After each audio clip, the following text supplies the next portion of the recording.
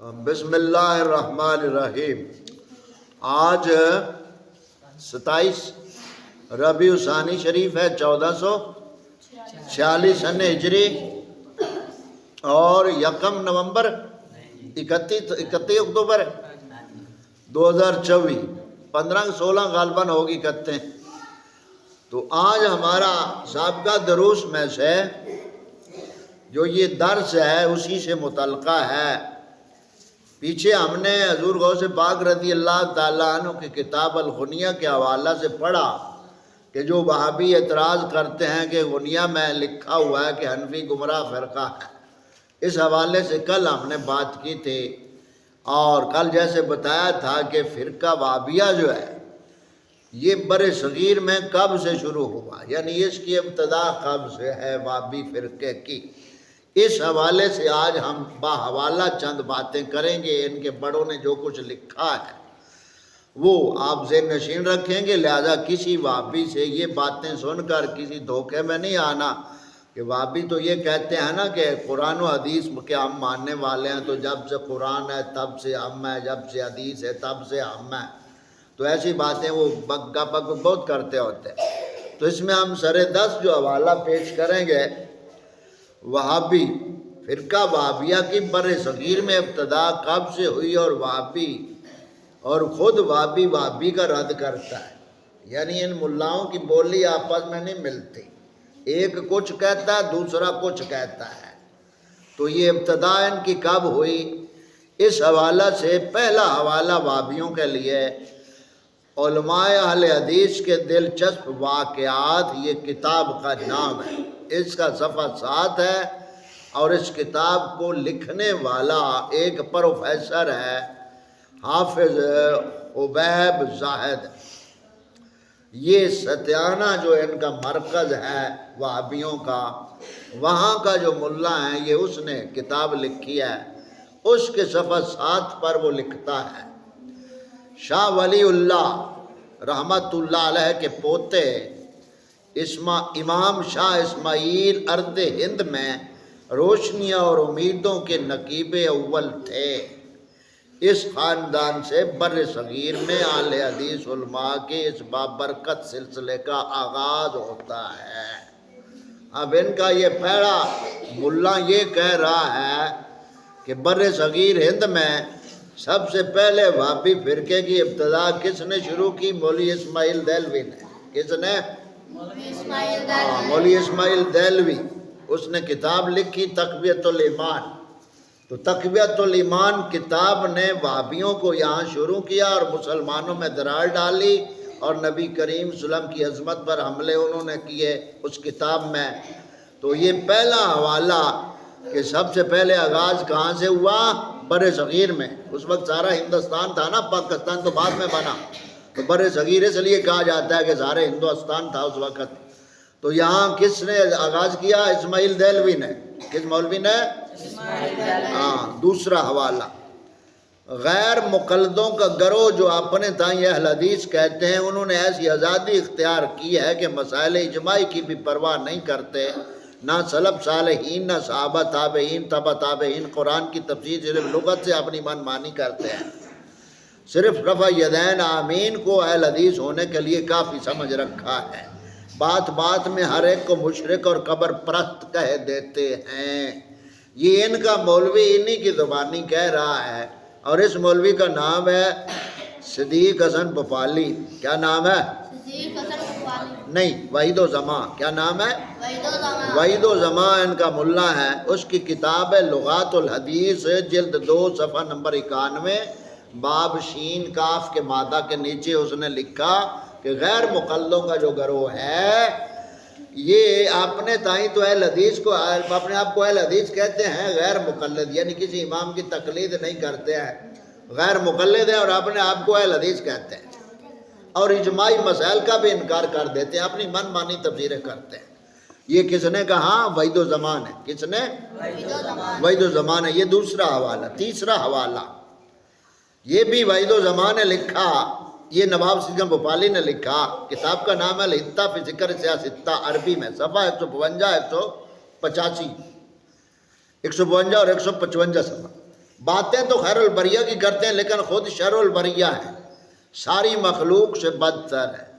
یہ ان کا ملا کہہ رہا ہے جنہوں نے حدیث کے ترجمے کیے ہوئے ہیں، وہ لکھتا ہے کہ باتیں تو بڑی خیر البریہ کی کرتے ہیں، یعنی باتیں بڑی اچھی کریں گے، لیکن خود جو ہیں شر البریہ ہیں، یعنی ساری مخلوق سے بدتر ہے، ساری مخلوق سے بدتر ہے، کمینے لوگوں کی طرح انہیں سنگ دل پایا، یہ ان کا ملا کہہ رہا ہے۔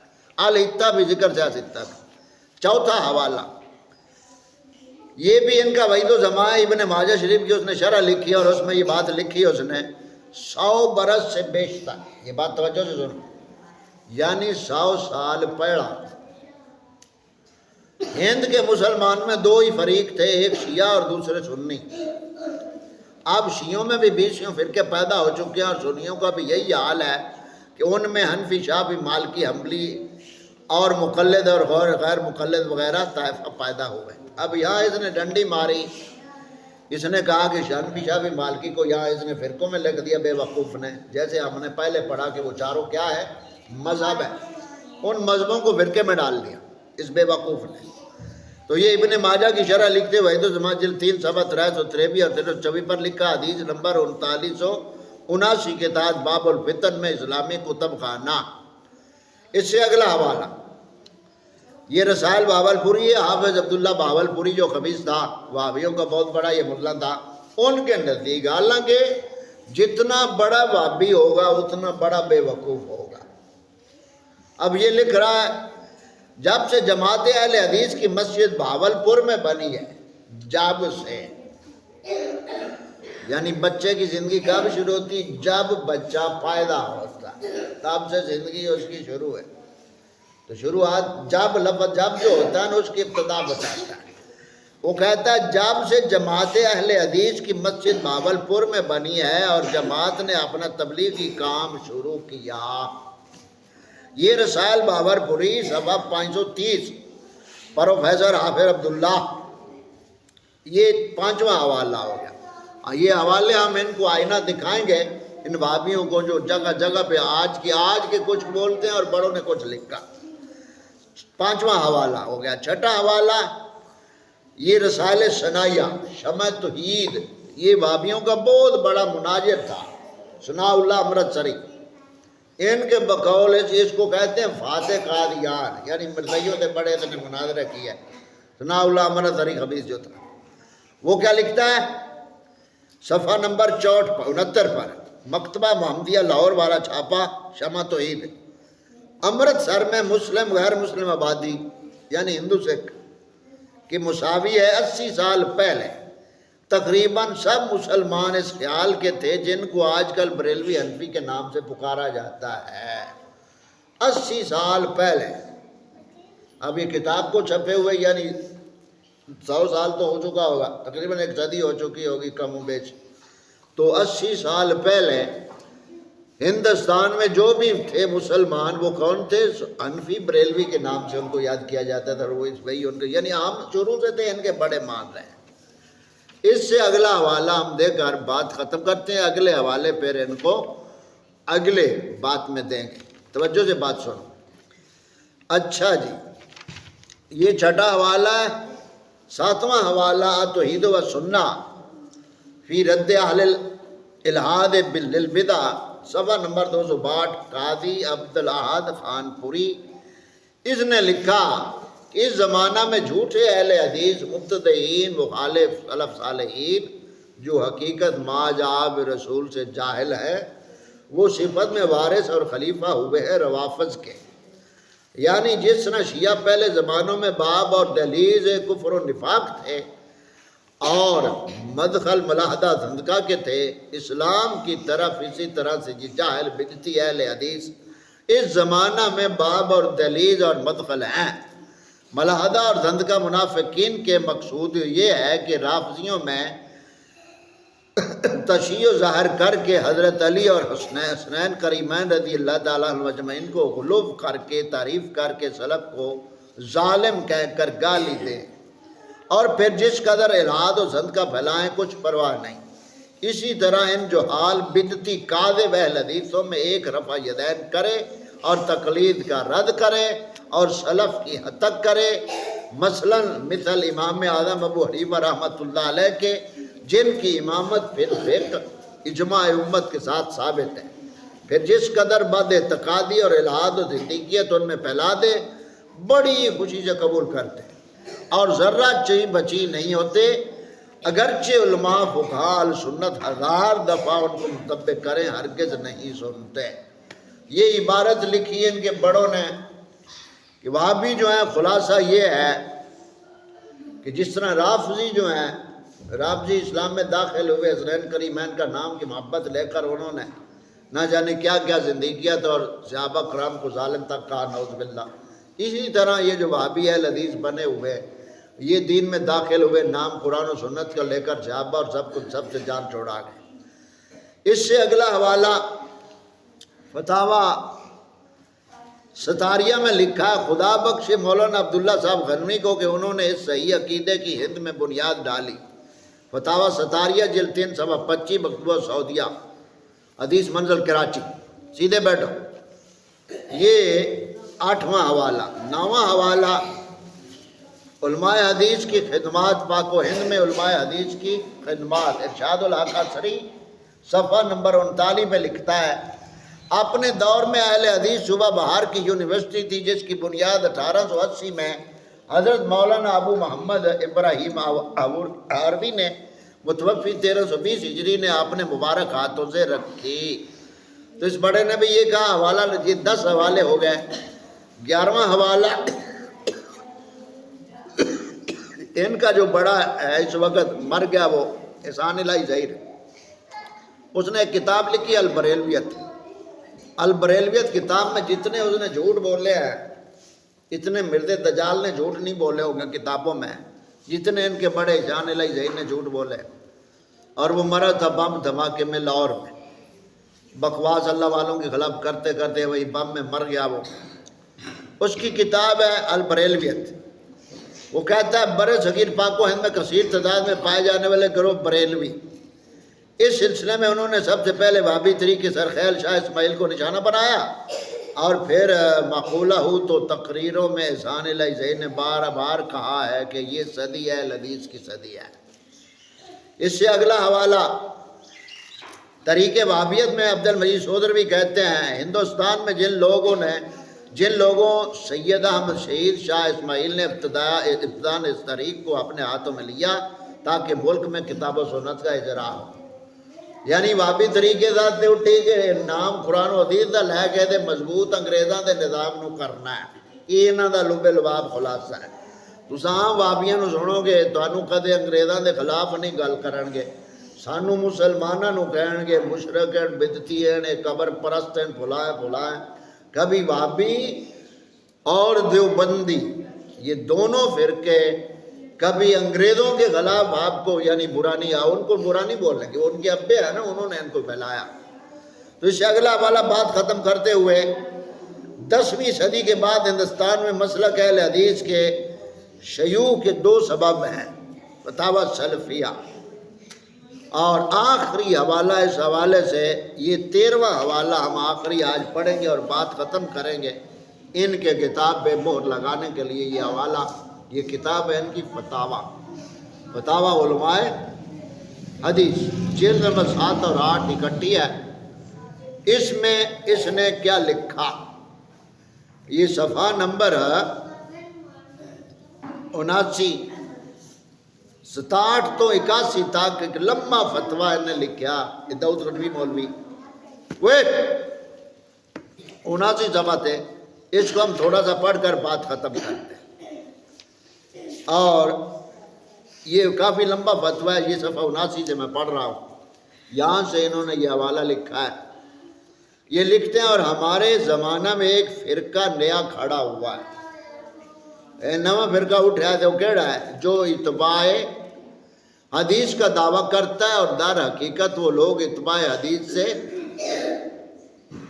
کنارے ہیں، جو حدیثیں کہ سلف اور خلف کے ہاں معمول با ہیں، ان کو ادنا سی قدح اور کمزوری جرح پر ہر دو کہہ کر مردود کہہ دیتے ہیں، اور صحابہ کے اقوال و افعال کو ایک بے طاقت سے قانون اور بے نور سے قول کے سبب پھینک دیتے ہیں، اور ان پر اپنے بیہودہ خیالوں اور بیمار فکروں کو مقدم کرتے ہیں اور اپنا نام محقق رکھتے ہیں۔ حاشا وکلا، اللہ کی قسم یہی لوگ ہیں جو شریعت نبویہ کی حد بندی کے نشان گراتے ہیں اور ملت حنفیہ کی بنیادوں کو کہنہ کرتے ہیں اور سنت مصطفیہ کے نشانوں کو مٹاتے ہیں، احادیث مرفوعہ کو چھوڑ رکھا ہے اور متصل و اسناد آثار کو پھینک دیا ہے، اور ان کے دفع کرنے کے لیے وہ ہیلہ بناتے ہیں کہ جن کے لیے کسی یقین کرنے والے کا شرح صدر نہیں ہوتا اور نہ کسی مومن کا سر اٹھتا ہے۔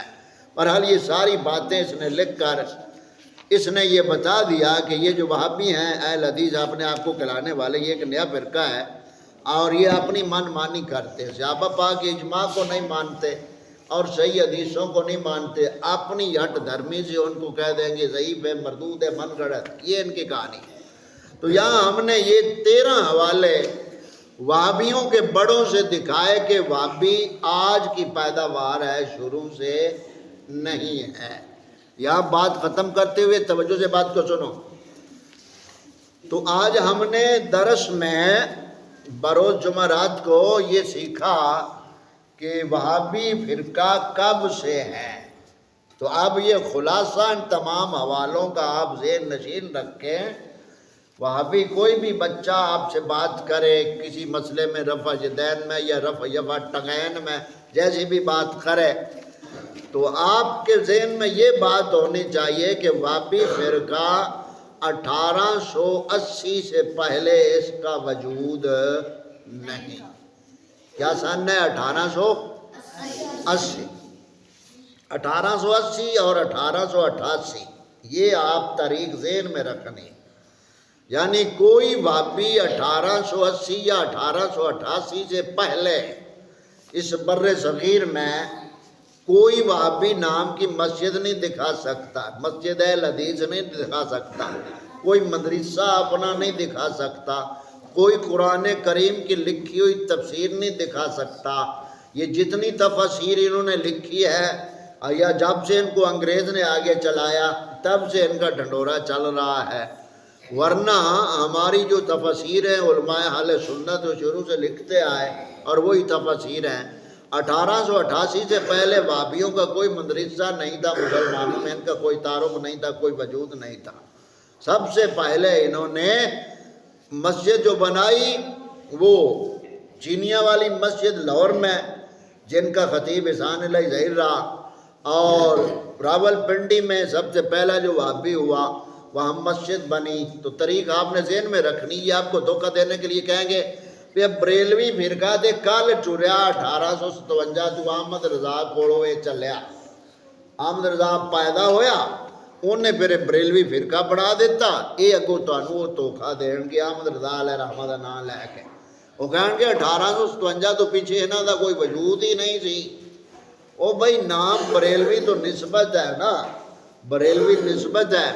اگر آپ کہیں کہ ہماری بھی نسبت ہے اہل حدیث والی، تو اس پہ ہم کل بات کریں گے بھی آپ کس طرح کے اہل حدیث ہیں، سمجھ آ گئی؟ تو آج آپ نے اتنا سمجھا کہ وہابی فرقہ کب سے شروع ہوا ہے پاکستان مسلمانوں میں؟ 1888۔ کب ہوا؟ 1880 میں یہ شروع ہوا، اور 1888 میں پھر ان کی ترقی ہوئی۔ انگریزوں سے کہہ کر انہوں نے وہابی کا، جن کو لفظ اصل وہابی لقب تھا ان کا، اور پھر مسلمانوں اتنے متنفر ہوئے اس نام سے، تو وہابیوں کو انگریز کو درخواست دینی پڑی کہ سانو وہابی کہہ کے مسلمانہ مار چھڑیا، ساڑا نام وہابی تو اہل حدیث بدل دو۔ پھر انگریزوں نے ان کی درخواست کو قبول کیا اور سرکاری کاغذوں میں وہابی سے یہ اہل حدیث بڑھے۔ ملکہ وکٹوریہ جو تھی انگریزن، اس نے ان کو اہل حدیث بنا دیا، سمجھ آ گئی؟ تو آج کا یہ درس ہم نے کس حوالے سے سیکھا کہ وہابی طریق کب سے ہے؟ وہابی طریق کیا ہے یہاں ہندوستان میں؟ تو کب سے؟ 1888،